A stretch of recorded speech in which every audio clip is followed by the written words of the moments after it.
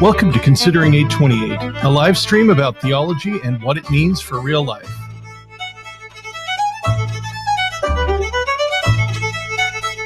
Considering 828 is one of the ministries of Mile One Mission. For more information about Mile One Mission, check us out at mileonemission.ca.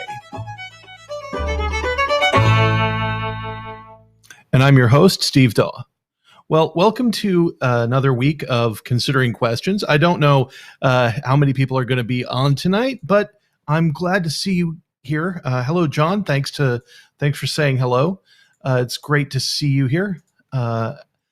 Again, we've been doing this for a couple of weeks now. This is just another week of my dealing with what I think are important questions as Christians for what we deal with in the real world and in society as it stands right now. I honestly, strangely enough, have not received any interesting questions this week. So I'm just going to actually just add this for the moment. If you have questions that you would like me to deal with right now, you can put them into the chat. I will be reading the chat all the way through this. But also, I would like to say that you can drop me a line at steve.daw@mileonemission.ca or steve@considering828.org. Both of them are are emails that I check, well, all the time because, I don't really have a life of my own. In any case, if you are interested in checking those out, go right ahead. In the meantime, I was going to be dealing with tonight, if nobody else has any other questions or objections, the concept of Christianity in the public square. Now, that's a huge question. That's a huge set of ideas because, let's face it, culture is a lot of different things. Including culture would be movies and television and music. Those are parts of culture. Also parts of culture are the news media and the journalism and members of that section of our society, important for the functioning of a proper democracy. Also important in the culture that we're in is politics and law. Now, the thing that's important to recognize is that politics and law actually, I think, are further downstream from the general perspective of culture. And the reason for that's pretty simple. Politics, at least within a democratic society like the one we live in, or quasi-democratic, more to the point, Canada is a constitutional monarchy. It runs downstream from culture generally. Our laws tend to follow the way that the culture has gone. And so what's more important for Christianity is to express the opinions that Christians would have into the society in general so that people can hear them, weigh them, and hopefully find them plausible and come, first of all, to saving faith in Jesus Christ, but also begin producing cultural works such as art or movies or television or those kinds of things that are in keeping with the Christian worldview. I'm not a big fan of Christian movies and television generally, and the reason's pretty simple. If you have to put the moniker of Christian on it, usually it's because that's the only thing that's selling it. Which means, unfortunately, a great deal of Christian music and Christian movies and Christian art are, well, how do I put this nicely? Bad. Not very good for, general populations. Now, of course, there's two reasons for that. One of them's subjective and one of them's objective. I am a believer because I believe in truth and beauty being objective standards and objective things, because I think that's what the Bible says. Whatever is true, whatever is good, whatever is just, think on these things. And if those aren't real things, we can't think on them. So I do think that truth and beauty are objective standards. That's one thing that we need to recognize. So in that sense, Christian art should be able to be good. It should be capable of, eliciting visions of beauty or visions of expressions of truth or expressions of those kinds of things. The problem is we live in a subjective culture, and there are a lot of things that people are going to find, good or bad, based on whether or not they are subjectively appealing. Given that our culture for the last I don't know, 50 years or so, has been moving away from a Christian worldview, it's less likely that some of the ideas that Christians believe will be seen as simply and as easily as beautiful. Um, the way we imagine the world around us has changed. And because of the way that we've imagined the world around us, some things that are said through films might actually be sound less plausible because the plausibility of the culture around us has changed. And you see, this is one of the reasons why I think it's really important for Christians to express our viewpoints in all of the ways we possibly can in the world we're in. Because if we don't express our viewpoints in the culture, in the general populace, in the world around us, then, well, it's harder for people to hear it and to see it as beautiful, to come to see it as even plausible. That's one of the things we're noticing right now in the culture when it comes to, well, a lot of different things. Um, I hate to talk about critical theory, but I probably have to. It's become pretty popular in North America of late. And critical theory is basically the idea that all interactions between people are between people groups, and those people groups have value based on what intersectional values they have. So, for example, I being a white man, uh, I'm a white, actually cisgendered, as I think they call it, man. I'm not high level on the scale. I have a high power dynamic because of historical racism, but I have a low one, a low present value because I don't need to be supported in any way, shape, or form because I apparently have all of the power in the world. That's not quite true because I don't think people are actually defined based on their race or their background. I think people are defined based on what they've been created to be, neither here nor there. But under that, there's probably something that we need to think about a little bit more closely. You see, that kind of thing has become a plausible thing to say. It's become plausible for us to imagine that people are defined by the groups they're part of, instead of being defined by, say, as Martin Luther King would say, the character of our hearts. Instead of that, we're to be judged by whether or not we rank highly on a group scale. That's become plausible because people have been telling for a while now the stories that make that plausible. They've been telling the stories of the oppression of, again, the white cisgendered patriarchy, my thing, and of the downtrodden nature of a whole bunch of different groups. And because of that, the idea is that we can rejigger society. But that's all a story. That's a narrative that's been placed into the culture, into the contexts. And so because of that story, people are more willing to believe it. And that's been a problem for Christians because Christians have not very commonly told our story. Evangelism is not something that Christians are good at. And again, when I say the word evangelism, it comes off as something weird. Evangelism is, me grabbing a little tract of the 5 spiritual laws and just handing it out to you and explaining that you're a sinner and that you need Jesus and that kind of thing. That's not all evangelism is. Evangelism is telling the good news of Jesus Christ. And that is also telling a story. It's telling a story that has for 1,000 years or more been plausible in Western culture. Over the last several hundred years, it's become less plausible because of a whole host of excesses by peoples and groups that have been calling themselves Christian, and a whole bunch of stories that have been told contrary to that viewpoint. But that doesn't change the importance of telling the Christian story. You see, by telling the Christian story, people begin to see the Christian story as more plausible. That's a long way of saying the simple fact. I think we as Christians need to get better at telling about Jesus, about talking about the story of the gospel. And I don't mean just you're a sinner, you need Jesus, and if you come to Jesus, he will save you from your sins. Though that's true, what we need to be now expressing is going to be more than that, a more robust story. The stories that we are competing with are actually pretty robust. They've got a whole bunch of things behind them that, for good or ill, are probably not they don't mesh well with Christianity.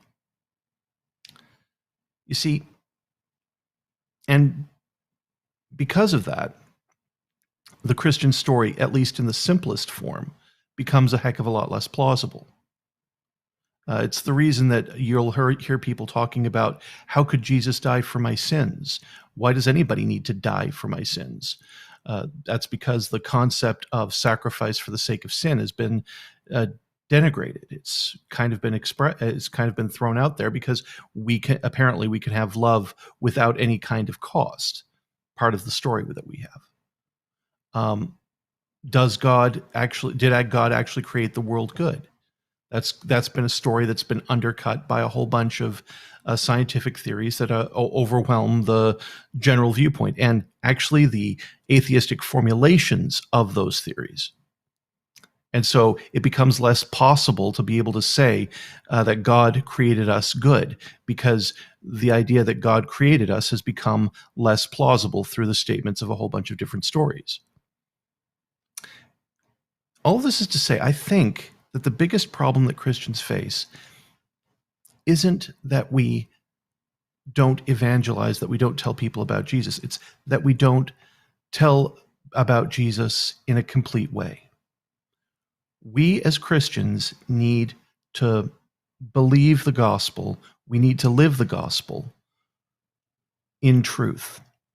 We need to live the gospel completely. We need to live the gospel as a complete story. Now, that's problematic. And that gets me finally to the concept of the separation of church and state. Now, when it comes to that concept, the separation of church and state, that's actually an American thing. It's not true in Canada. Canada doesn't have an official separation of church and state. And that's pretty much true for at least two reasons. The first being that the head of our state, the Queen, Her Majesty Queen Elizabeth II, is also the head of the Church of England. So she is also an ecclesiastical figure as well as a political figure. So there is no separation of church and state. The church and the state, in that sense, are culminating in the same person, Queen Elizabeth II. But also, the separation of church and state doesn't exist in Canada for another reason. That is, the preamble to Canada's Constitution in 1982, the second Constitution, after the British North America Act, which begins with, whereas Canada is founded on principles that recognize the supremacy of God and the rule of law. Canada is not an atheistic country, and it is not a stated secular country. That's not true of our law. It's not true of the way our culture was developed.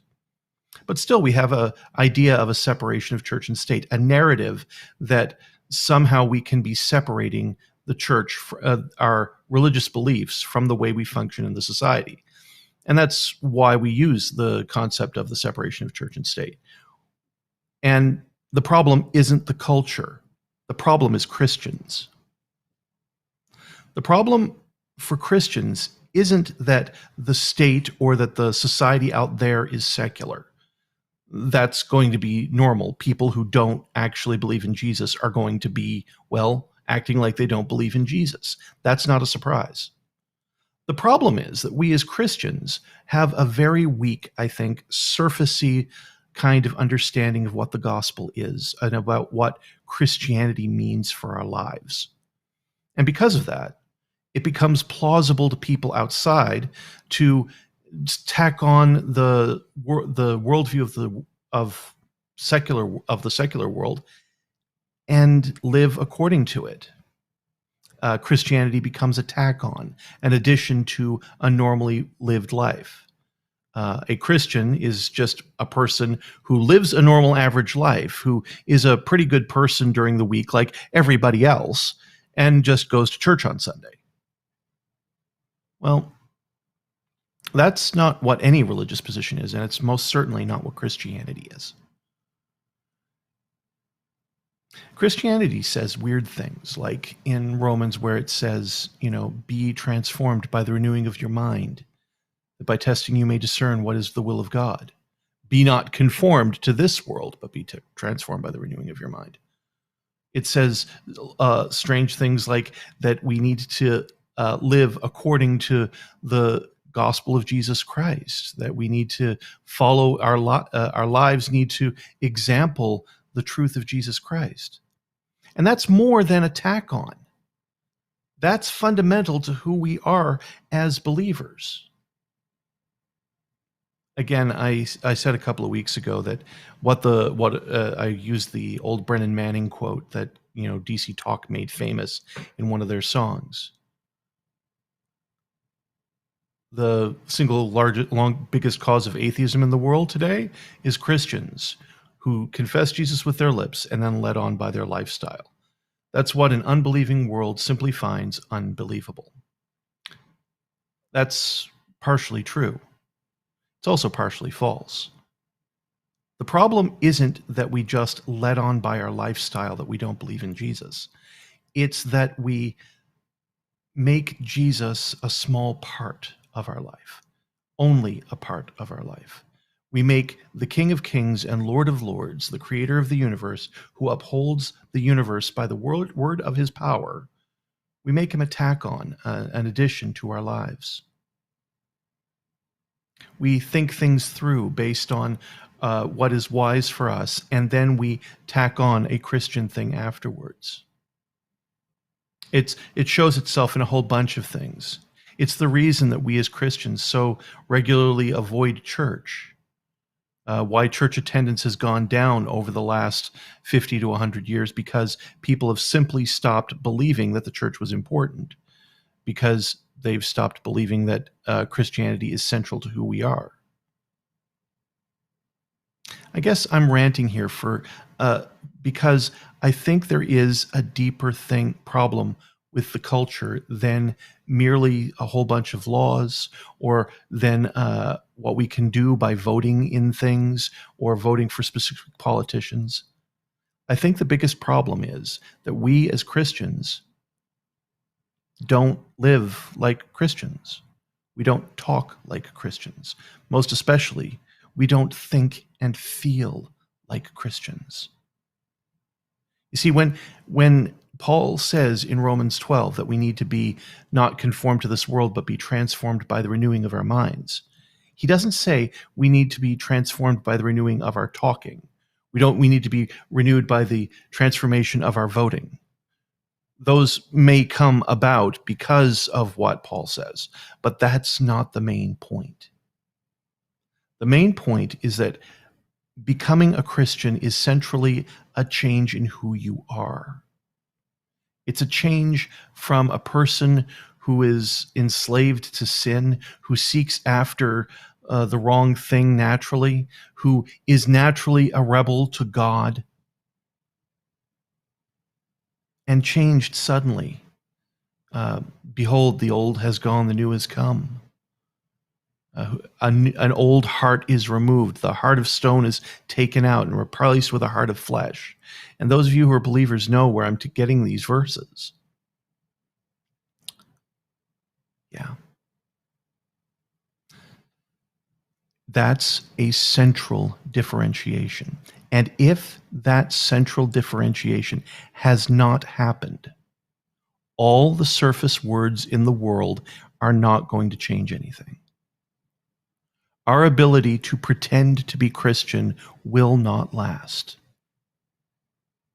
We need to be really believers.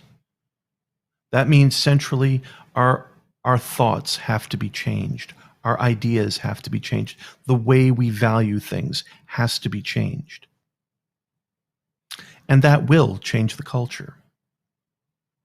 Not because we have eliminated the opposition or we've changed the laws, but because we have shown that the Christian life is livable, that it looks like something. that it changes the way we act and the way we think, the way we believe. I guess I'm kind of ranting to try and get somebody to ask me a question. And nobody has done that yet. In any case, the reason I was thinking about this is because I saw something on Facebook a couple of days ago, a meme that somebody was saying that I'm liberal because I am okay with you being a believer. I just don't want you to enforce your beliefs on me. And I kind of agree and I kind of disagree. You see, what that assumes is that my Christian faith is something that is separable from my viewpoints and my beliefs in everything else. And that's wrong. The fact is, if you are a believer in Jesus Christ, if you are a Christian, that is going to affect the way you believe other things. And some of those things are because you are in fact a believer. I believe that the world is created, good. Therefore, I have specific beliefs about the environment and about the protection of the environment that I think are important. Because I think that we are called to steward the world and not merely to dominate it, I think it's important that we actually take care of the world we're in. It's why I recycle. Even if I don't think that recycling is generally the best way of doing it, it's also why I reduce and reuse, the two parts of the whole thing that's in trouble. Ooh, I do have a question. Thank you. In any case, I'll probably opine on that a little more later and at some other time. There is a question here by Ben Harper.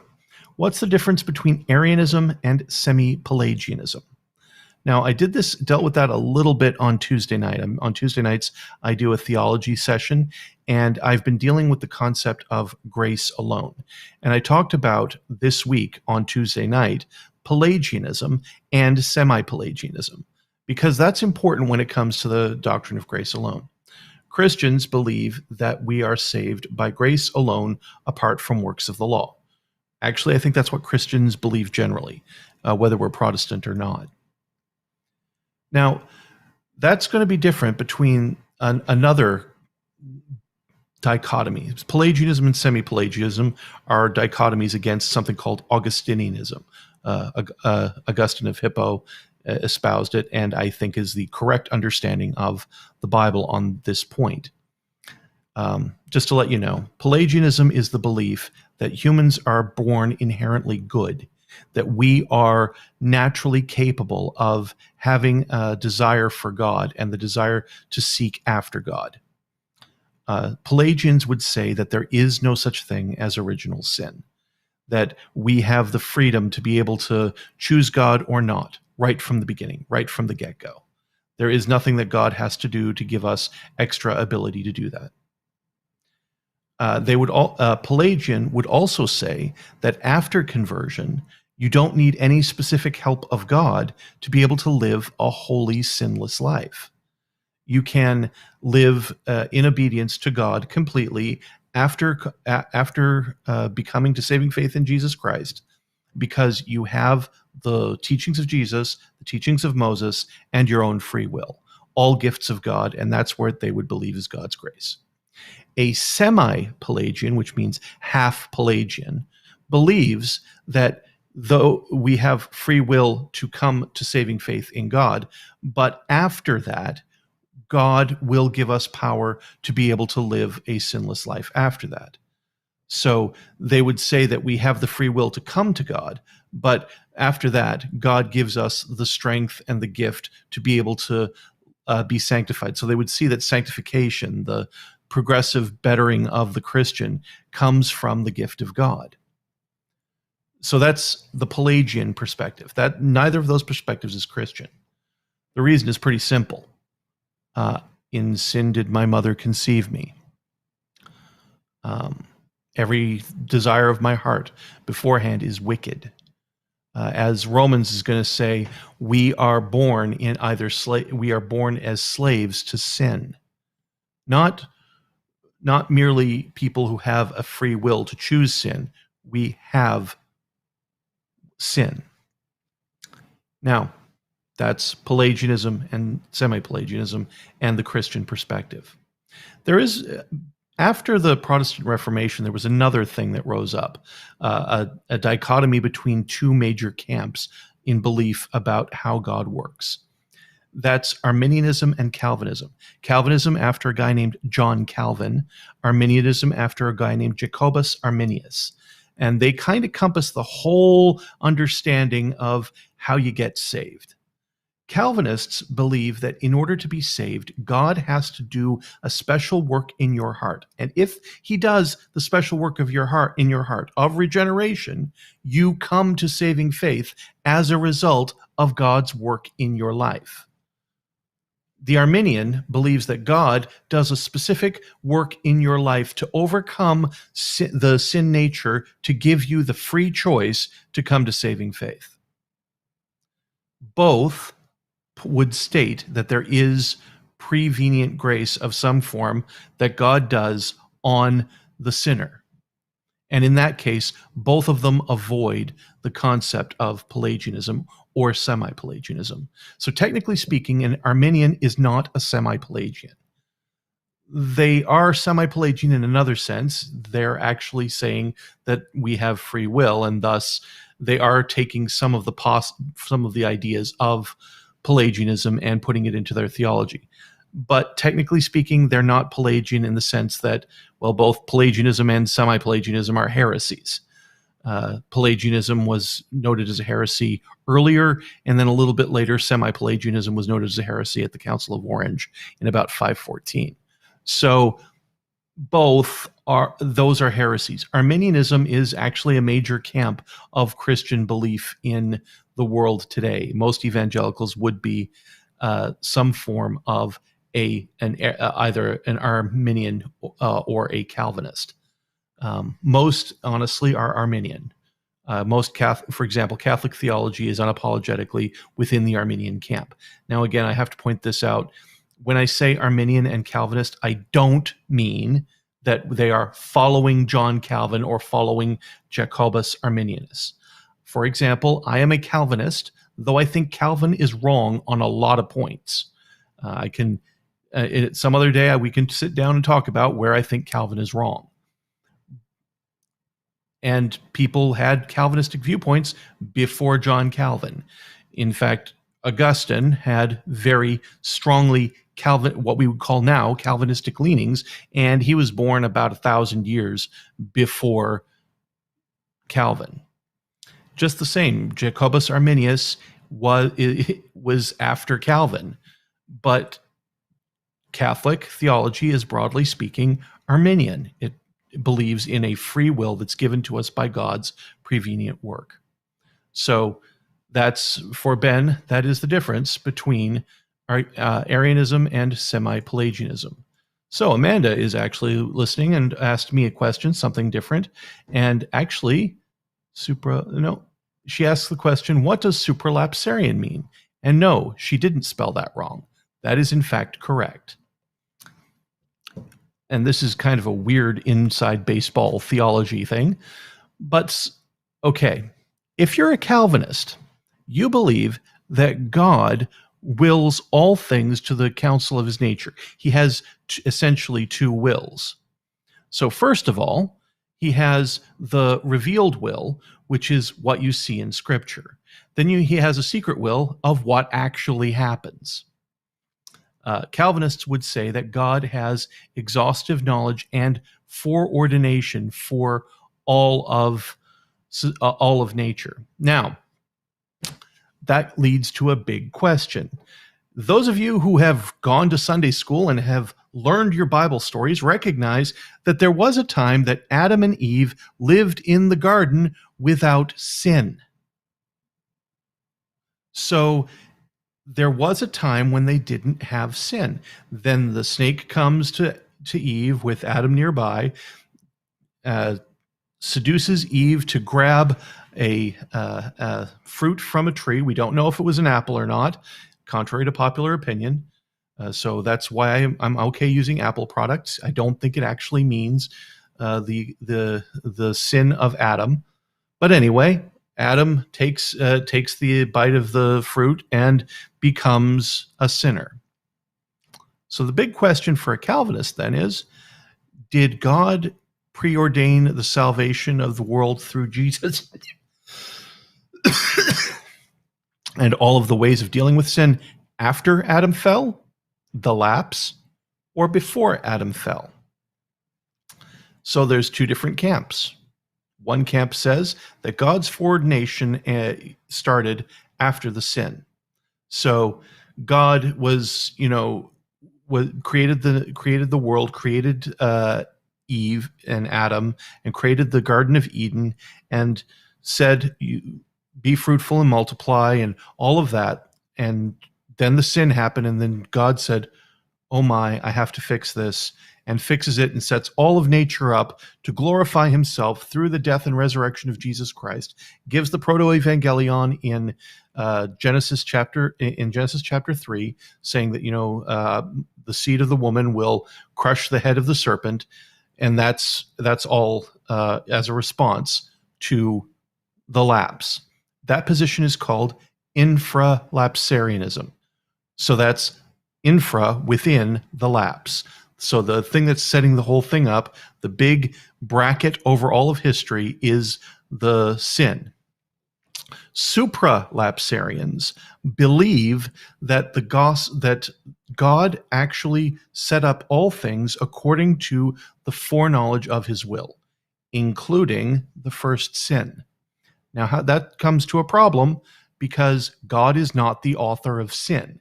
And yet, a supralapsarian is going to say that God still knew that Adam and Eve were going to sin and set up the world specifically as he did, knowing that they would sin. So he, at some sense, well, it sounds like he willed sin, doesn't it?